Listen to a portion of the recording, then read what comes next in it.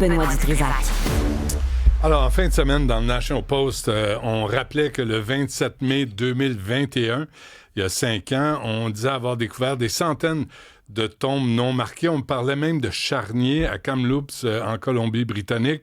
Évidemment, c'est une nouvelle qui avait envoyé une onde de choc à travers le pays. Tout le monde était outré d'apprendre ça. Des drapeaux ont été mis en berne pendant 5 mois dans tous les édifices fédéraux du jamais vu au Canada. Mais 5 ans plus tard, qu'est-ce qu'on a découvert? Je pose la question à Jacques Rouillard, qui est prof retraité émérite au département d'histoire de l'Université de Montréal. Monsieur Rouillard, bonjour.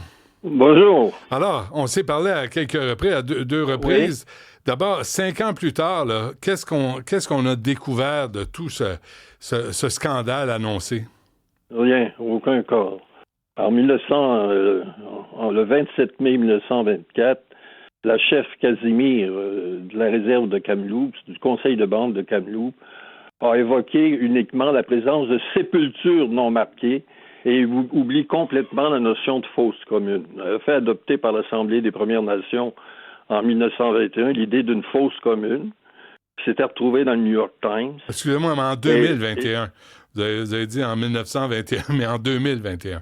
2021, ouais. C'est ça. Okay. Alors donc, c'est devenu simplement des sépultures non marquées. Mais on n'a jamais découvert non plus de sépultures non marquées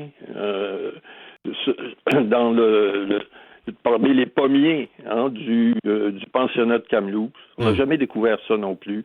Alors le National Post, indique, là, il y a quelques jours, que la Roseanne Casimir, la chef du conseil de bande, va possiblement faire des fouilles à cet endroit-là, mais toujours avec la réserve, ce que là manifesté tout va, de l'approbation des conseils de bande de plusieurs nations dans les régions de Kamloops, parce que ces conseils de bande ont envoyé des étudiants au pensionnat de Kamloops en Colombie-Britannique.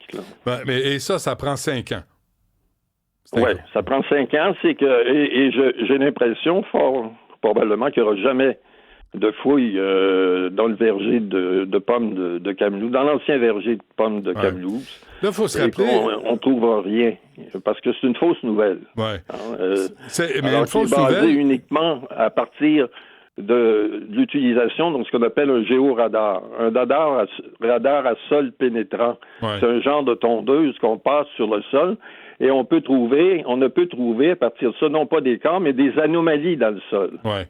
Alors, la personne qui avait fait, Sarah Beaulieu, l'anthropologue qui avait fait la recherche à Kamloops au mois de mai, avril-mai 2021, elle disait aussi à la conférence de presse au mois de juillet, là, le 15 juillet 2021, qu'elle avait trouvé uniquement de possibles sépultures et qu'on en aurait la certitude que s'il y avait des excavations. C'était pour elle uniquement des anomalies dans le sol. Okay. Mais il n'y a jamais d'excavations qui ont été faites à Kamloops, même si cet événement a eu des répercussions considérables, non seulement dans les journaux canadiens, mais à l'international. Il y a une liste considérable de journaux dans le monde qui ont reproduit cet événement, qui ont accusé le Canada, finalement, d'être responsable du meurtre, je veux dire entre guillemets, là, de jeunes étudiants autochtones à Kamloops, au pensionnat de Kamloops. Mais là, M. Rouillard, le New York Times a sauté là-dessus. Il avait publié Horrible History en parlant de charniers d'enfants autochtones. Oui. Là, de fausses communes. De fausses communes. Là, on est passé à tombe anonyme, mais il n'y a jamais eu de rectificatif, là. Non, il n'y a jamais eu de rectificatif. Pendant longtemps, les grands médias, en particulier Radio-Canada, ont véhiculé cette idée-là qu'on avait retrouvé des corps, non pas des sépultures, qu'on avait trouvé des corps au pensionnat de Kamloops, dans le verger de pommiers du pensionnat de Kamloops. Et ce n'est que trop récemment que les journaux, je donne l'exemple de Radio-Canada, mais que les journaux parlent maintenant de possibles sépultures, de possibles corps trouvés. On ajoute le mot possible, mais pendant 2 ans, 3 ans, il était question qu'on avait trouvé des corps de jeunes enfants au pensionnat de Kamloops. Oui, là, je veux revenir là-dessus, M. Rouillard. Là. Colombie-Britannique, Saskatchewan, Manitoba, aucun site, sauf un, a été physiquement fouillé. C'est les Premières Nations de Pine Creek, Manitoba, à avoir fouillé physiquement un lieu de sépulture présumé. Pas avoir passé un radar, là, avoir pris un pic, une pelle, puis déterré. Puis il n'y a aucune preuve là, qui a été trouvée pour confirmer un cimetière ou une fosse commune, ou appelons ça comme on veut. C'est ça. Au Manitoba, à Pine Creek, au départ, on avait passé le radar dans les terrains entourant le pensionnat, qu'on a démoli d'ailleurs après ça, qui entourait le radar. Et finalement, on a fait une recherche avec un anthropologue dans le sous-sol de l'Église catholique, où on pensait qu'on était mieux en mesure dans le sous-sol de l'Église catholique de trouver des corps. On a fait donc une recherche, et on a fait donc avec un pic et une pelle, là, comme vous dites, des recherches et on n'a rien trouvé. Hein? Et il y a d'autres endroits, il y a 2 autres endroits aussi où on a fait des recherches, un pensionnat en Nouvelle-Écosse, Nectaby, il y a aussi, on a fait des recherches, recherches physiques avec le pic et pelle, comme vous dites, à un hôpital en Alberta, et également ici, ce qu'on appelle les mères Mohawks de Montréal, disait, je ne sais pas si vous vous rappelez de la nouvelle, mais pendant longtemps, elle a circulé dans le journal, qu'il y avait des corps d'enfants derrière l'hôpital Royal Victoria. Et là, finalement, les mères Mohawks se sont entendues avec le gouvernement du Québec et l'Université McGill, et ils ont demandé à 3 anthropologues de faire des fouilles, et ils n'ont rien trouvé. Ils avaient au départ utilisé Géoradar, ils pensaient trouver des corps, mais ils n'ont rien trouvé non plus. Bon. Alors, est-ce qu'on peut dire, une trentaine de pensionnats au Canada, par la suite, c'est financé par le gouvernement fédéral, plus de 200 millions de dollars. On fait des recherches pour trouver des corps, mais on ne fait pas de fouilles. Il n'y a pas de fouilles. OK, mais M. Rouillard, on ne trouve rien. Enfin, à mon avis, on ne trouve rien. C'est important de dire qu'il y a des horreurs qui ont été commises envers les peuples autochtones au Canada. Ça, on ne peut pas le nier. Ben, on ne peut pas le nier. Moi, je mets en doute, là, en particulier au pensionnat de Kamloops, on a remarqué le Québec est grandement impliqué dans la formation de pensionnats au Canada. Il y a à peu près 150 000 étudiants qui ont fréquenté des pensionnats. Pour la moitié, c'est dans les pensionnats catholiques. Alors, les pensionnats catholiques, ils sont gérés, administrés par des Oblats, Marie Immaculée. Il y en a 140 Oblats qui ont géré ces institutions. Eh bien, ils viennent du Québec. Enfin, j'ai vu la liste des noms, c'est des noms francophones, ils viennent du Québec. Et l'enseignement, il est dispensé par des religieuses à Kamloops, par exemple. C'est les sœurs de Sainte-Anne qui viennent de Montréal, les sœurs de Sainte-Anne de Montréal. Okay. Alors, les sœurs de Sainte-Anne et les Oblats de Marie Immaculée qui ont géré ces pensionnats, qui sont financés par le gouvernement fédéral, seraient responsables du meurtre de 215 enfants, 215 enfants, dont on ne connaît pas le nom. On n'a jamais indiqué qu'il y avait des noms de ces gens-là. Alors, ils seraient responsables du meurtre, entre guillemets, de ces étudiants-là. Et personne ne s'en serait aperçu. Il y avait, dans les années 50-60, commençait à y avoir des enseignants autochtones au pensionnat de Kamloops. Le personnel, une bonne partie du personnel, était autochtone. Parce que le pensionnat, à la fin, c'est le plus grand pensionnat au Canada de Kamloops. C'est le plus grand. Il y avait entre 450 et 500 étudiants dans les années 60. C'était considérable. Il y avait un personnel considérable. Ils ne se seraient jamais aperçus de rien.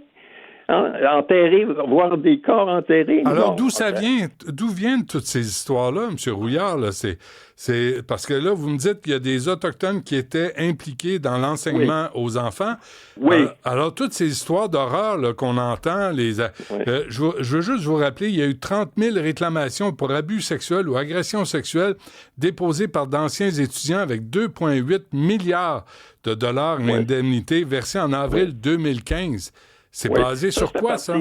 C'est à partir des actions collectives, ça. Hein? C'est à partir des actions collectives. Non pas de procès qui ont eu lieu contre les personnes. Il n'y a pas eu de procès. C'est actions collectives. Alors, le gouvernement a formé une commission qui a écouté les doléances d'anciens étudiants et puis qui en est venu à la conclusion qu'il y avait eu des abus dans les pensionnats et là, donner des compensations financières. Pour les compensations pour des abus, c'est plus de 4 milliards de dollars. Et après ça, on a ajouté ou également 2 milliards de dollars pour les étudiants qui ont fréquenté les pensionnats. Et après ça, on a ajouté des compensations pour les étudiants de jour. Parce que les pensionnats ne regroupent qu'à peu près le tiers des étudiants qui ont fréquenté des institutions d'enseignement au Canada. Et 40 à 50 sont des écoles de jour. Et les écoles de jour sont des étudiants des écoles de jour qui sont des écoles pour autochtones, où les enfants retournent à la maison chaque mois. Ils ont obtenu 6 milliards de dollars. 6 milliards de dollars, ça vient de se terminer. Alors, le gouvernement fédéral a compensé largement les Autochtones à partir de plaintes orales, d'actions collectives, sans preuve. En fait, de l'oral. Mais où étaient les preuves? Et ça, en passant, les recherches me montrent que les associations autochtones, les conseils de bande ou l'Assemblée des Premières Nations ne sont jamais plaints des pensionnats avant les années 1990. En 1990, le gouvernement fédéral a formé une commission sur les peuples, la commission royale d'enquête sur les peuples autochtones. Ça, c'était Jean Chrétien, C'est après Oka. Il n'était pas question d'enquêter sur les pensionnats à ce moment-là. L'Assemblée des Premières Nations a soumis un rapport à la commission royale et elle ne se plaint pas du tout de l'histoire des pensionnats au Canada. C'est après, à partir de 1993 et plus tard, qu'on se plaint des abus des pensionnats et ça va aller jusqu'à de fausses communes dont on a parlé à Kamloops, puis des recherches pour des tombes ici et là dans une trentaine de pensionnats au Canada. OK, mais pourquoi à partir des années 90, c'est Jean Chrétien qui était à la tête, là, il était aux affaires indiennes aussi. Pourquoi à partir des années 90, tout à coup, tout ça ressort? Ça, c'est Mark Miller, évidemment, qui était ministre des Affaires autochtones dans les années 90. Excusez. Lorsqu'il est survenu les événements de Kamloops, c'est Mark Miller, en 2021, c'est Mark Miller qui était là. Mais dans les années 90, M. Rouillard, les années 90, c'était Jean Chrétien. Éliminer les écoles autochtones, a voulu complètement éliminer la loi des Indiens et que les enfants joignent les écoles publiques. Évidemment, ça avait pour effet, aux yeux des Autochtones, une politique d'assimilation. Mais ils n'étaient pas contre l'idée de recevoir une éducation à l'occidentale. Parce que dans le nouveau monde qui s'établissait autour d'eux, qui naissait autour d'eux, c'était une société agricole, une société industrielle. Mm-hmm. Il leur fallait, les Autochtones, étudier l'anglais, en particulier l'anglais dans le reste du Canada, et savoir lire et compter. Les langues autochtones se parlent, mais ils ne s'écrivent pas, ils ne se lisent pas. Alors, il y a beaucoup de bandes autochtones au Canada, il y a 10 familles linguistiques, il y a une trentaine de dialectes au Canada. Alors, la langue qu'il fallait pour entrer en contact avec les Blancs, les Euro-Canadiens, c'était l'anglais au Canada. Alors, ils se rendent compte eux-mêmes, jusqu'aux années 1990, dans les mémoires sous le gouvernement, ils veulent des écoles. OK. Monsieur Rouillard, il faut qu'on se quitte. Comme nous sommes donnés à apprendre à lire et à compter l'anglais. OK. Il faut qu'on se quitte, M. Rouillard, là, mais tout ça a amené aussi, on parle de 90 incendies d'églises où Justin Trudeau a dit c'est compréhensible. Tout ça pour ça, là, toute cette crise-là pour vérité, réconciliation, mais finalement, il n'y a rien qui change là, pour les Premières Nations. Non, c'est une fausse nouvelle, complètement. C'est grave. On n'a pas parlé de ça, mais McDonald, la statue de McDonald au centre-ville de Montréal a été renversée à cause des pensionnats. C'est vrai. Et la statue de McDonald a été en 2022. Bon, alors donc... mais là, comme vous... si le NPD avait pris le pouvoir, vous et moi, on irait en prison, là. Oui, enfin, il y a une députée NPD du Manitoba qui avait déposé une loi pour s'opposer à l'interprétation traditionnaliste du rapport de vérité et conciliation, pour condamner, pour rendre équivalent la critique la critique que je viens de vous dire, là, de l'histoire autochtone, de l'histoire des pensionnats autochtones, pour nous voir condamnés, pour criminaliser notre cas. OK, on se laisse là-dessus. Jacques Rouillard, qui est prof retraité émérite au département d'histoire de l'Université de Montréal. Monsieur Rouillard, c'est toujours un plaisir de vous parler. Un gros merci. À la prochaine. Merci.